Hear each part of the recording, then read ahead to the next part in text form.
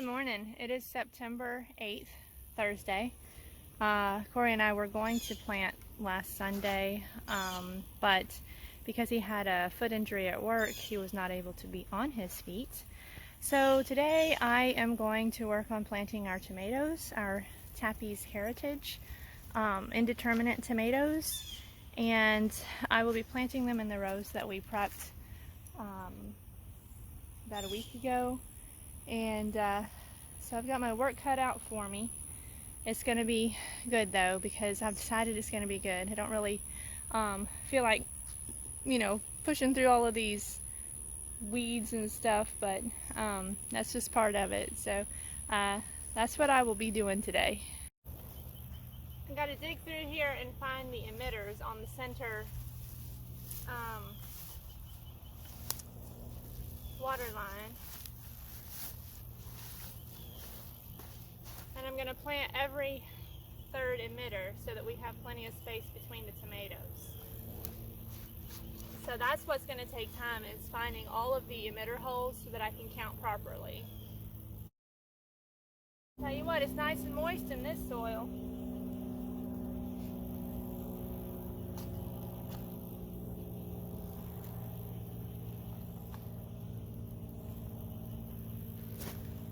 It's really nice. Hopefully you can see that. It's nice and it'll clump. I figured out a better way, rather than just spreading the mulch at the emitter. It was a lot easier to count the emitters if I just raked all of the mulch off the row. So I just pulled it all back and counted the emitters and dug my holes, which was a lot easier. Hope you can see that in my shadow. So then when I go back through and just drop the plants in, I will put the mulch back around the plants. Alright, so I'm planting, and of course the jet's coming in. Hang on. So I've got all of the tomatoes in the holes. I'm going to put this gold BioCoat as an inoculant in each hole, about a teaspoon in there, as I go along and plant. I'm going to plant the tomatoes a little bit deeper, just because I know that the stems will grow roots, and it'll be great. It'll just add to the sturdiness as I go along as they grow.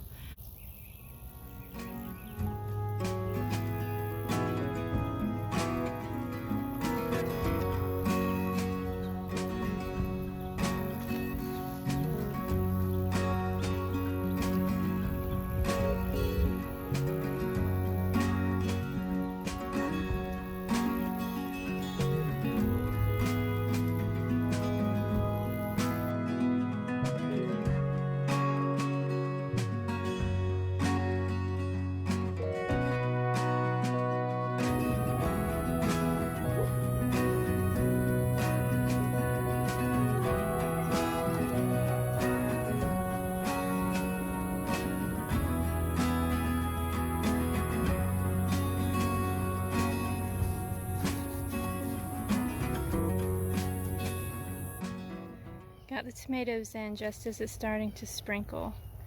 Hopefully they'll get a light rain and not a deluge. But I'm glad I got these things in. They were ready beyond ready.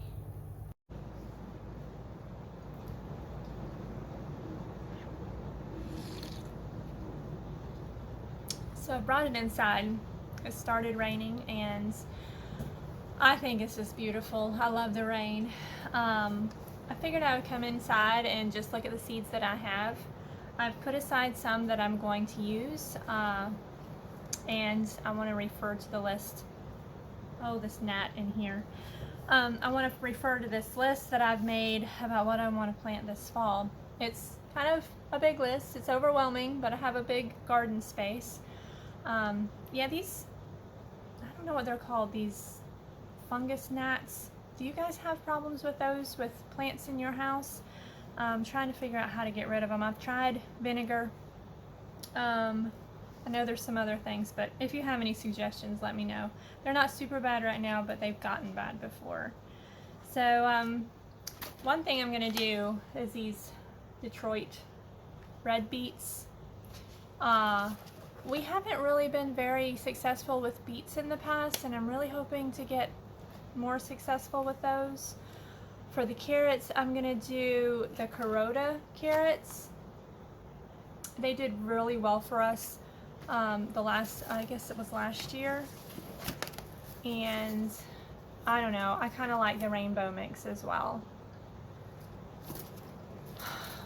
I know I want to do at someday nasturtium. I don't think it's the time of year necessarily, but I'm halfway tempted to just throw the seeds out there and see what they do, because here in Florida, I mean, we're getting past the heat of summer, the really hot time, so I think that pretty much any flower would survive.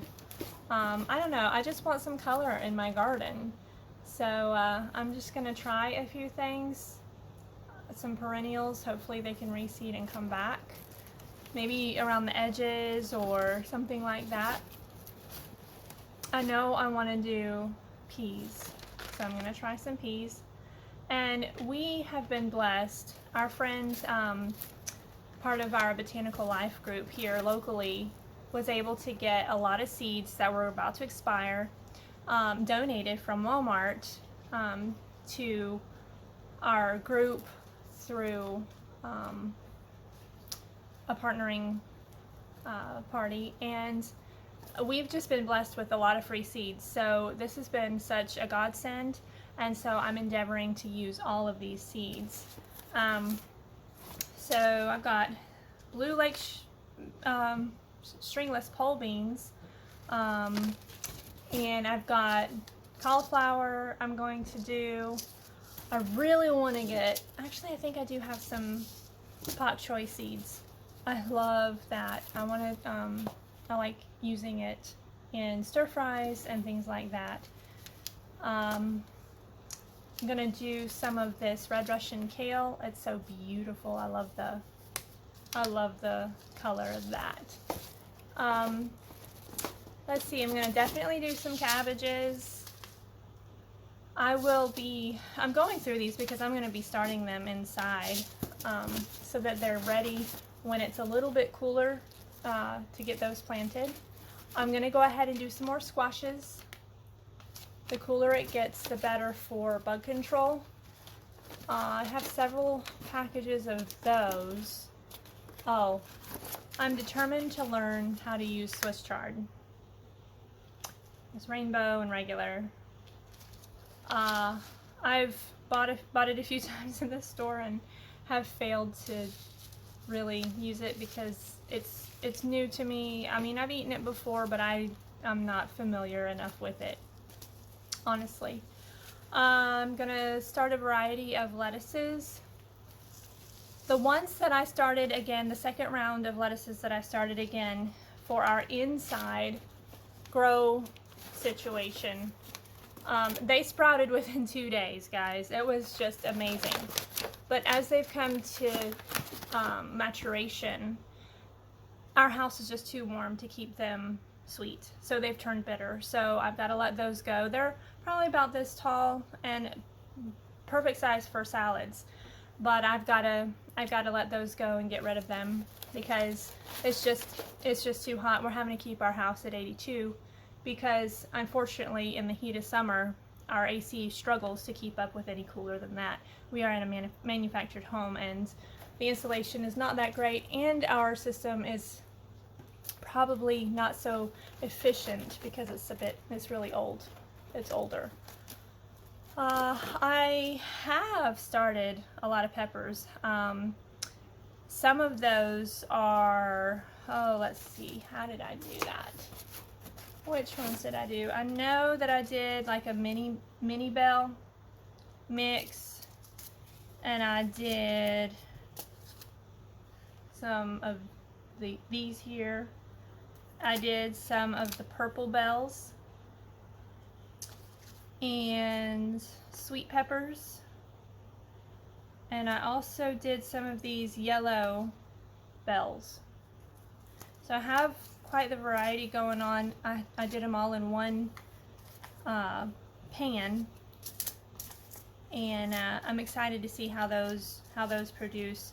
Not all of them came up, but I think enough of them came up to really give us what we want. With peppers, it's really hard to figure out how many are going to sprout because they are very finicky. They like to be sprouted in a warm temperature. I believe it's 85 degrees, very moist, warm temperature. So what I did is I tinted the tray and sprayed it with a water bottle. I tinted it, put tongue depressors all over it so that it would tint, and that kept the moisture in there. They don't require light to germinate, so I didn't have the grow light on, but once they started popping, I put the grow light on, and that helped with the moisture as well and giving them light and keeping them from drying out.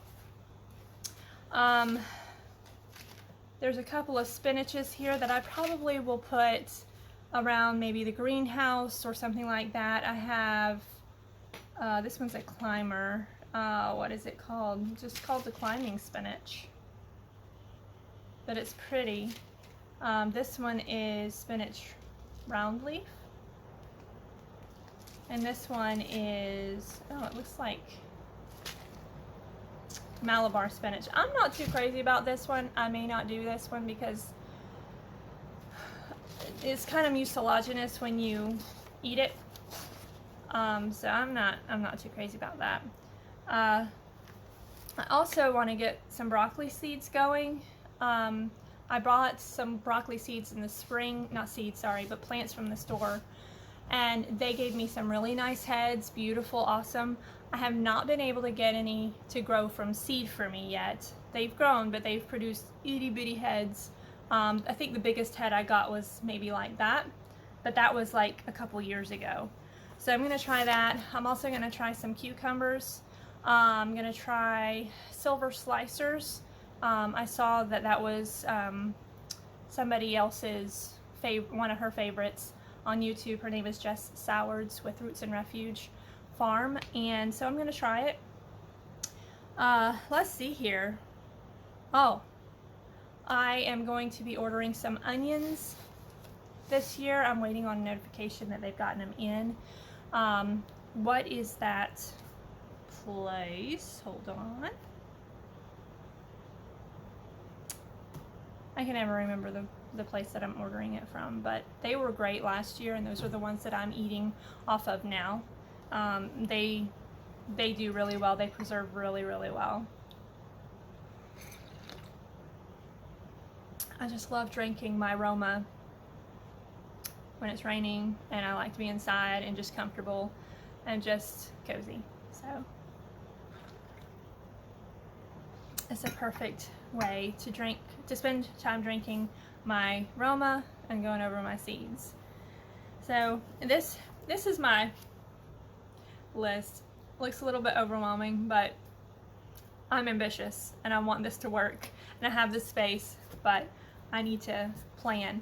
I think I need to get a notebook specifically designated for my garden and for all of those activities, because this is my regular to-do everyday notebook.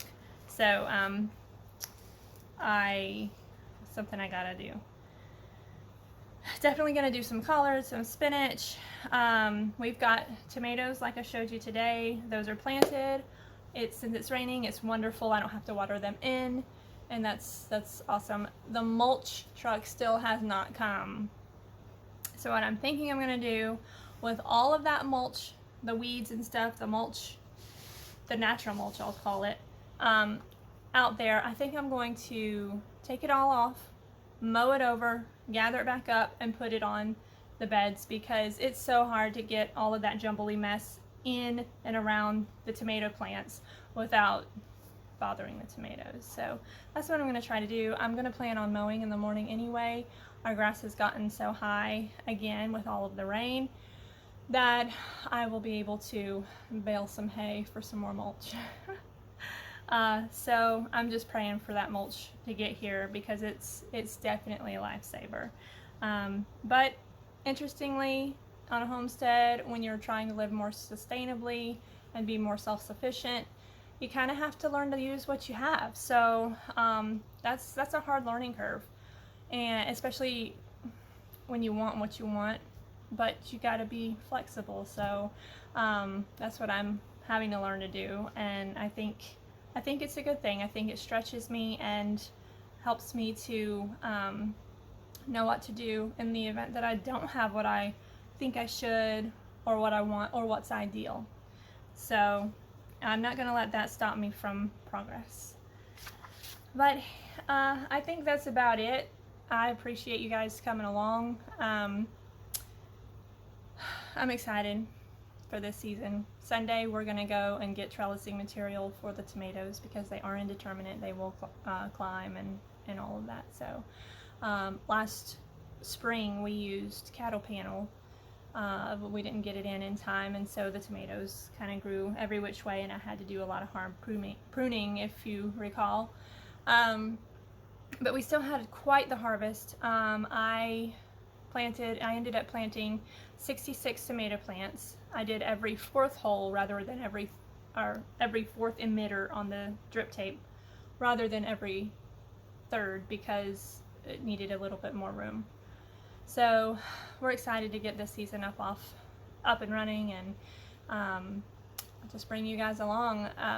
Y'all be inspired and do what you need to do to get out there and grow, or just what is in your heart to do. Don't let imperfection hold you back from succeeding. So take care and God bless. I will see you next time.